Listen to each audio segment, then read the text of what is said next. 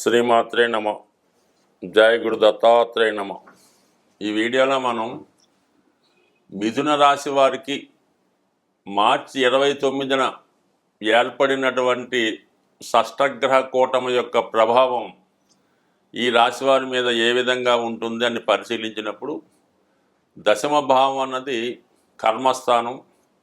జాతకుడు తన జీవితంలో ఎటువంటి కర్మలు చేస్తాడు, ఏ విధంగా ధనం సంపాదిస్తాడు, ఏ విధంగా తన యొక్క రుణం తీర్చుకోవడం జరుగుతూ ఉంటుంది, ఇవన్నీ కూడా దశమ భావాన్ని బట్టే జాతకం పరిశీలించవలసి ఉంటుంది.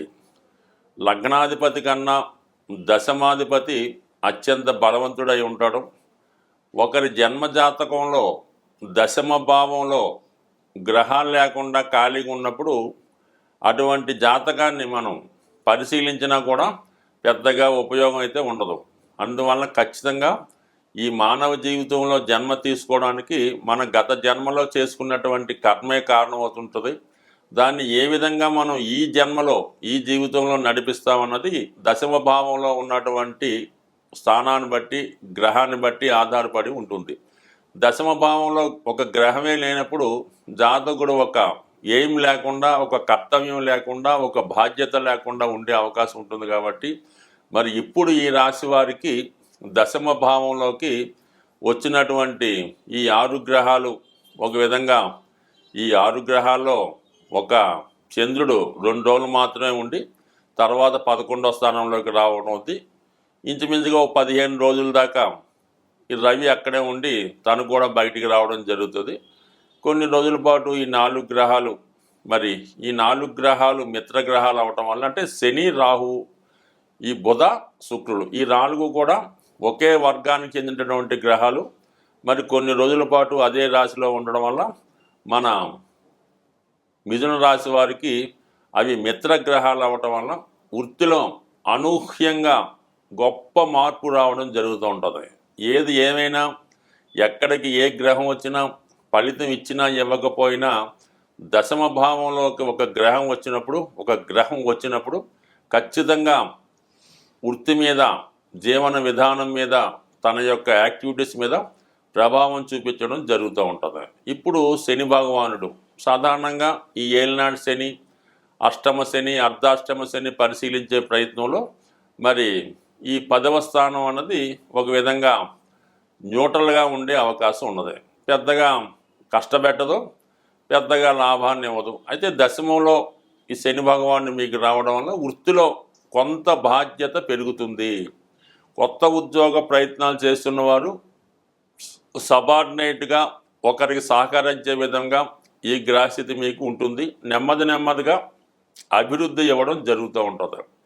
అలాగే కార్మిక రంగంలో ఉన్న వాళ్ళకి, లేబర్ యూనియన్గా ఉన్నవారికి, రాజకీయ రంగంలో ఉన్న వాళ్ళకి ప్రజల కొరకు మీరు పోరాడి వారి సమస్యలు పరిష్కరించే విధంగా ఈ గ్రహస్థితి రావడం జరుగుతూ ఉంటుంది. అంటే మొత్తం మీద మిమ్మల్ని ఒక నాయకుడిగా చేయడం జరుగుతూ ఉంటుంది. వృత్తిలో బాధ్యతలు పెరుగుతాయి, కొత్త ఉద్యోగ ప్రయత్నాలు ఫలిస్తాయి. అలాగే అనూహ్యంగా రెస్పాన్సిబిలిటీ కూడా పెరుగుతుంది. అప్పటి వరకు సబార్డినేట్గా ఉన్నవారు ఒక మేస్త్రి హోదాలోకి రావడం జరుగుతూ ఉంటుంది. దాని తర్వాత ఈ రాహు టెక్నాలజీకి కారణం అవుతుంటాడు. ఒకే వ్యక్తి ఒక 1000 మందితో పని చేయించాలన్నా, ఒక లేని దాన్ని ఉన్నట్టు చూపించాలన్నా రాహు కంపల్సరిగా ఆ భావంలో ఉండడం జరుగుతూ ఉంటుంది. ఈ రాహువు అలాగే మనకి శని భగవానుడు ఇద్దరూ కలియటం వల్ల ఇది ఎక్కువగా సినిమా రంగంలో ఉన్న వాళ్ళకి, సాఫ్ట్వేర్ రంగంలో ఉన్న వాళ్ళకి చాలా అనుకూలించే అవకాశం ఉన్నది.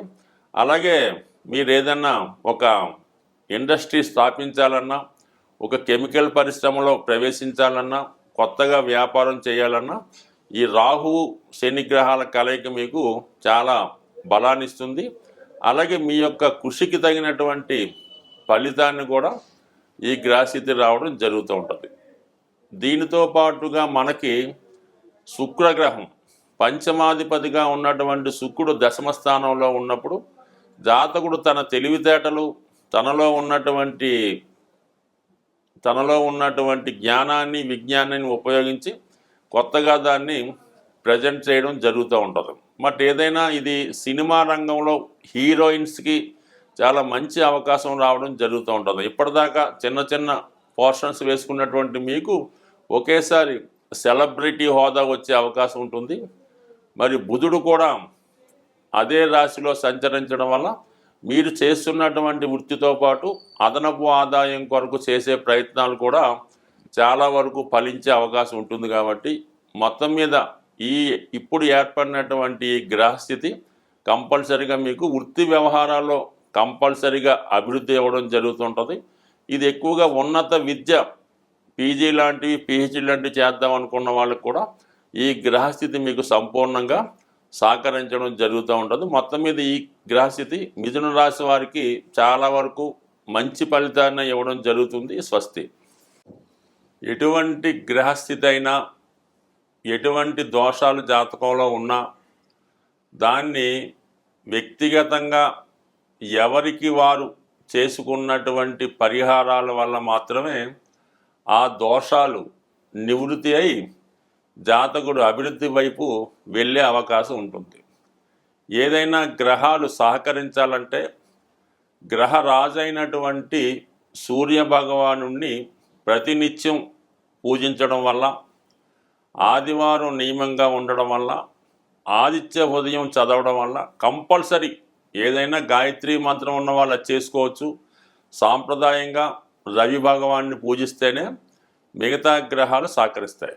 ఇప్పుడు ఈ 6 గ్రహాల్లో ఒక సూర్యుడు చంద్రుడు ఒక వర్గానికి చెందిన వారు 15 రోజుల్లోనే ఈ కూటమి నుంచి బయటికి రావడం జరుగుతుంది.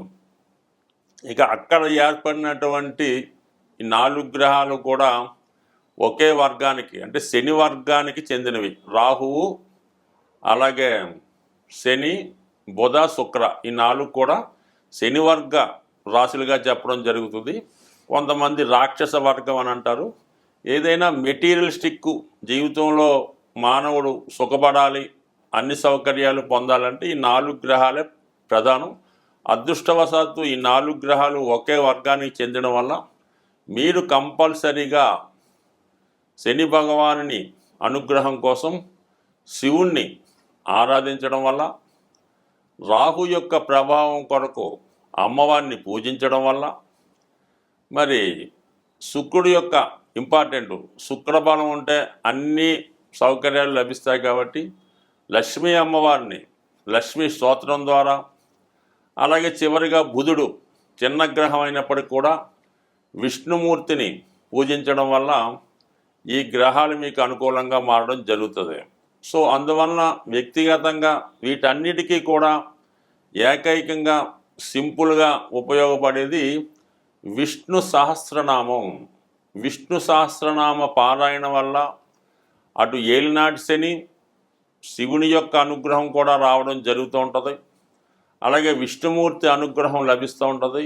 ముఖ్యంగా లక్ష్మీ అమ్మవారి అనుగ్రహం కలగాలన్నా కూడా ఈ విష్ణు సహస్రనామ పారాయణతో పాటు అందులోనే యాడ్ అయినటువంటి లక్ష్మీ స్తోత్రాన్ని కూడా అది వినడం కన్నా చదవడం కన్నా ముందు దాని యొక్క అర్థాలు మీరు వివరంగా తెలుసుకునే ప్రయత్నం చేయండి. మరి చాగంటి కోటేశ్వరరావు గారి ఉపన్యాసాల ద్వారా కానీ పర్టికులర్గా ఉన్నటువంటి మరి ఆ విశ్లేషణ గ్రంథాలు చదవడం వల్ల తెలుసుకోవచ్చు.